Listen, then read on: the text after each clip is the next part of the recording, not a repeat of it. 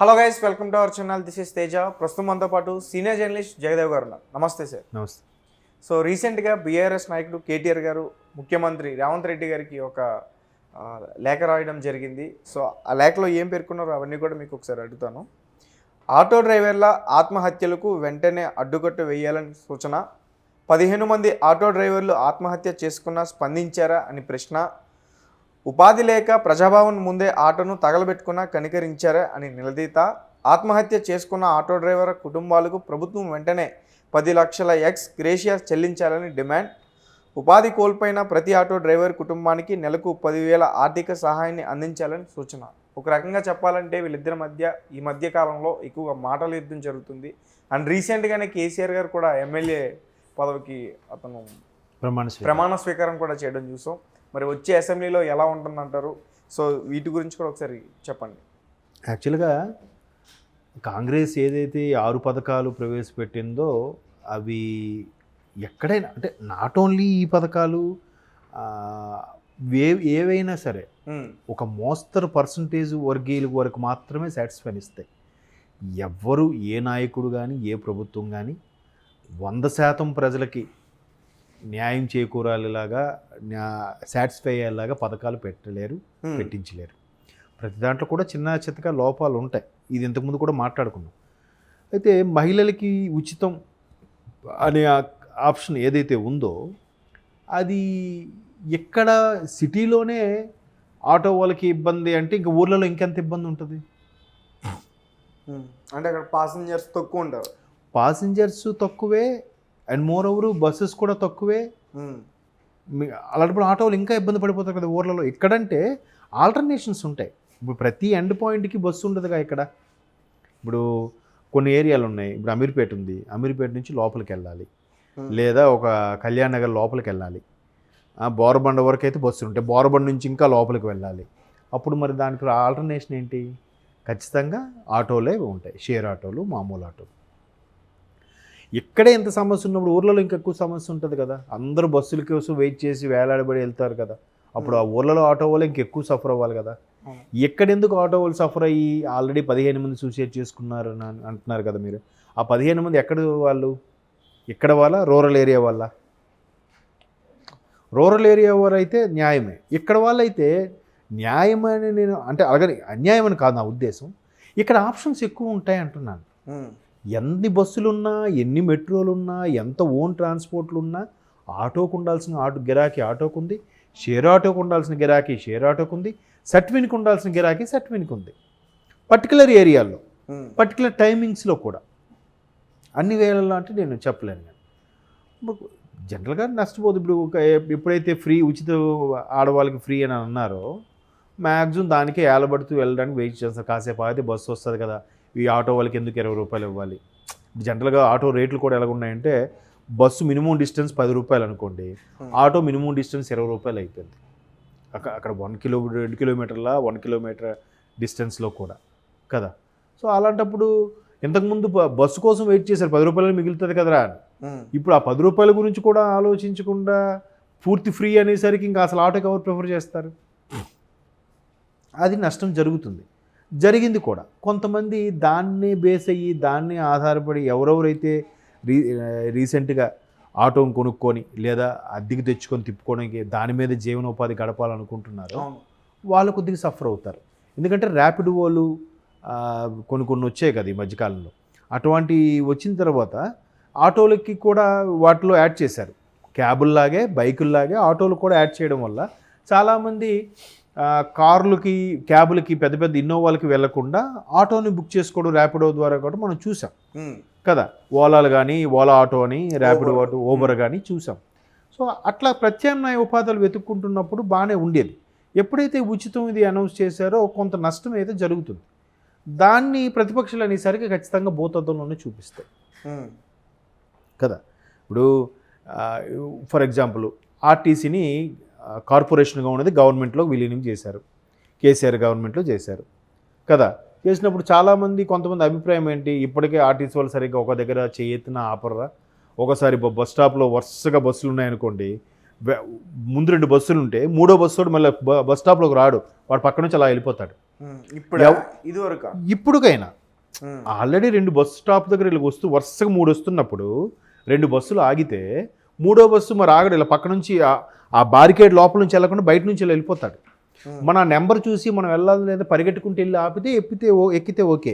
మరి ఏజ్డ్ వాళ్ళు, ముసలి వాళ్ళు, ఆడవాళ్ళు ఎక్కలేని పరిస్థితి, ఆ బస్సు మిస్ అయినట్టేగా. ఇట్లాంటివి జరిగినప్పుడు కొంతమంది విమర్శించేవాళ్ళు, అబ్బా ఈ ఆర్టీసీ వాళ్ళ చేయెత్తుగానే ఆపరబ్బా, వీళ్ళు బస్ స్టాప్ దగ్గర ఆపుతారు, కొద్దిగా ఎక్కువ చేసి ఆపితే బాగుండు కదని కొన్ని విమర్శలు ఉండేవి. అలా విమర్శ ఉన్నప్పుడు వాళ్ళకి గవర్నమెంట్ సరి చేశాక, అరే గవర్నమెంట్ చేస్తే ఇంకా ఆర్టీసీ వాళ్ళు అసలు వినరు రా బాబు అన్నమాట అనేవాళ్ళు కూడా ఉన్నారుగా. అలాగని అందరికీ ఆపాదిస్తామా? కాదు కదా. మంచిగా మనకు కొద్దిగా లగేజ్తో ఉన్నా కొద్దిగా ఆపండి అంటే, నేను ఇప్పటికి ఎన్నిసార్లు ఆర్టీసీ బస్సు ఎక్కానో అన్నిసార్లు కూడా ఈ స్టాప్కి నెక్స్ట్ స్టాప్కి మధ్యలో నాకు 3 కిలోమీటర్స్ డిస్టెన్స్ ఉంటుంది. 1 km తర్వాత నా ఇల్లు ఉంటుంది ఒక స్టాప్కి. ఆ 1 km దగ్గరికి వెళ్తే కొద్ది రిక్వెస్ట్ చేసి అన్న కొద్ది టర్నింగ్ అన్న కొద్ది స్లో చేస్తే లగేజ్ ఫ్యామిలీ అంటే చాలామంది ఆపారు. ఇప్పటికి చాలామంది డ్రైవర్లు ఆపారు. ఎవరో ఒకరు అన్న ఇలా పెట్టొద్దన్న మధ్యలో అని ఒక ఆయన అలాగే కొంచెం విసుక్కున్నాడు కానీ కొంచెం ముందుకెళ్ళి ఆపాడు. ఇంకా అదే అలవాటు అయిపోద్ది అందరికీ అన్నట్టుగా. ఇలా నష్టంగా అదే చెప్తున్నాను కదా, ఇలాంటి పరిస్థితులు ఉన్నప్పుడు అరే ఆర్టీసీ వాళ్ళు వీళ్ళు గవర్నమెంట్ సైడ్ చేస్తే వీళ్ళు కనీసం కళ్ళు ఎత్తికెక్కిపోతాయరా, వీళ్ళు చెప్పిన మాట వినరా అనేవాళ్ళు ఉన్నారు. లేదు వీళ్ళు గవర్నమెంట్ చేయడం వల్ల హ్యాపీగా ఇంకా బాగా పనిచేస్తారు, లాభాల్లో ఆర్టీసీ నడుస్తుంది అనేవాళ్ళు ఉన్నారు. ఏది కరెక్ట్ అంటారు? ఎవరు అనుభవం ప్రకారం వాళ్ళు ఎలా వస్తాయి సార్? ఎక్కువ మంది జనాలు తిరగడం వల్ల లాభాలు వస్తాయి.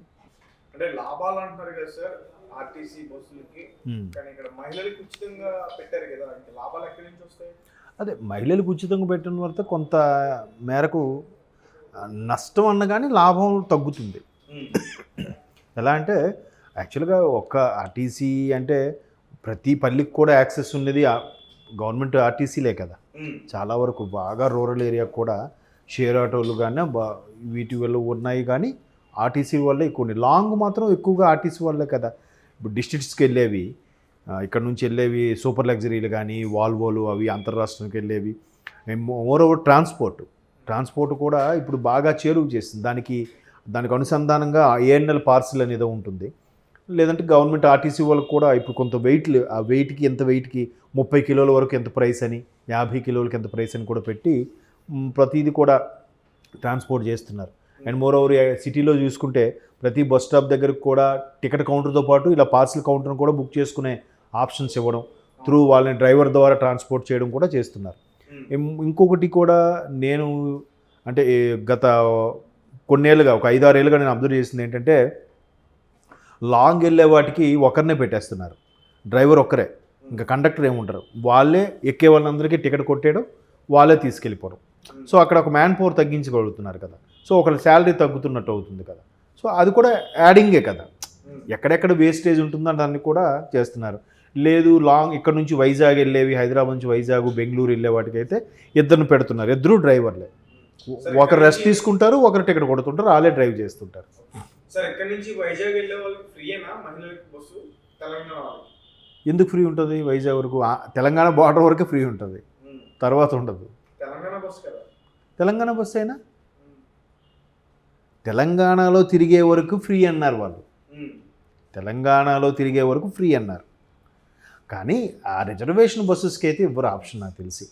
యాక్చువల్గా వీళ్ళు కూడా ప్రతిది కూడా terms and conditions star apply చేస్తారు కదా, అట్లా పెట్టేసి ఉంటే అయిపోయేది. Only Palle Velugu ordinary city బస్సుల వరకు ఫ్రీ అంటే సరిపోయేది. అన్నిటికీ పెట్టేతో ఉన్నది ఇబ్బందే. అది ఆర్టీసీకి మీరు అన్నట్టు ఆర్టీసీ కూడా కొంత నష్టం. కొంతమంది కనీసం అరే అబ్బా ఈ జెంట్స్ ఉన్నారు, ఫ్యామిలీతో ఉన్నారు, ఎక్కాలనుకున్నారు, మొత్తం ఆడవాళ్ళే నిండిపోతారు, ఫ్రీ అని ఎక్కిపోతారు. ఇంకా మరి వీళ్ళకి ఛాన్స్ ఎక్కడ ఉంది? అరే కొద్దిగా 2 రూపాయలు 10 రూపాయలు ఎక్కువ పెట్టుకుంటే దాంట్లో వెళ్ళొచ్చు కదా అనేవాడికి మనకు ఆప్షన్ లేకుండా అయిపోయింది కదా. సో అలా కొద్దిగా చూద్దాం. ఇప్పుడు స్టార్టింగ్గా మార్చారనుకోండి, మళ్ళీ వీళ్ళే విమర్శిస్తారు.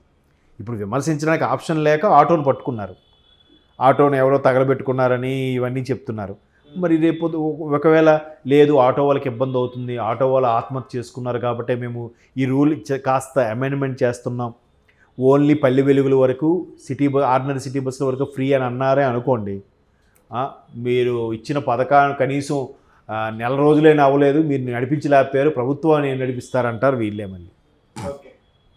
ఎందులో పడిపోవాలి చెప్పండి. కాబట్టి రాజకీయాల పరంగా కొన్నిసార్లు వాళ్ళు ఆర్గ్యుమెంట్స్ వల్ల సామాన్య ప్రజలు కూడా నష్టపోతుంటారు కొన్ని సందర్భాల్లో. చూద్దాం ప్రజలు ఎటువంటి తీర్పు ఇస్తారు. దీనికి ఏం చేయాలంటే ఎలాగో ప్రజాపాలనను పెట్టారు కాబట్టి ప్రజాపాలనలోనే అందరికీ సర్వే అడిగేసి ఓపెన్ పోల్లో పెట్టేయాలి. ఇట్లా ఉంది, మీ అందరూ ఇబ్బంది పడుతున్నారు, ఆటోలు అంటున్నారు, మీరేం చేయమంటారు అంటే ఓపెన్ పోల్లో పెడితే కొంతమంది ఇలాగా కొంతమంది అలాగే చెప్తారు కదా. చెప్పిన తర్వాత లేదు దీన్ని ఇలా కుదిస్తున్నాం, ప్రజాపాలనలో ప్రజల అభిప్రాయం మేరకు కేవలం ఆర్డినరీలు, సిటీ పల్లె వెలుగుల వరకే మహిళలకు ఉచితం అని ప్రకటిస్తున్నాం అన్నట్టుగా ఇచ్చేస్తే అయిపోయింది.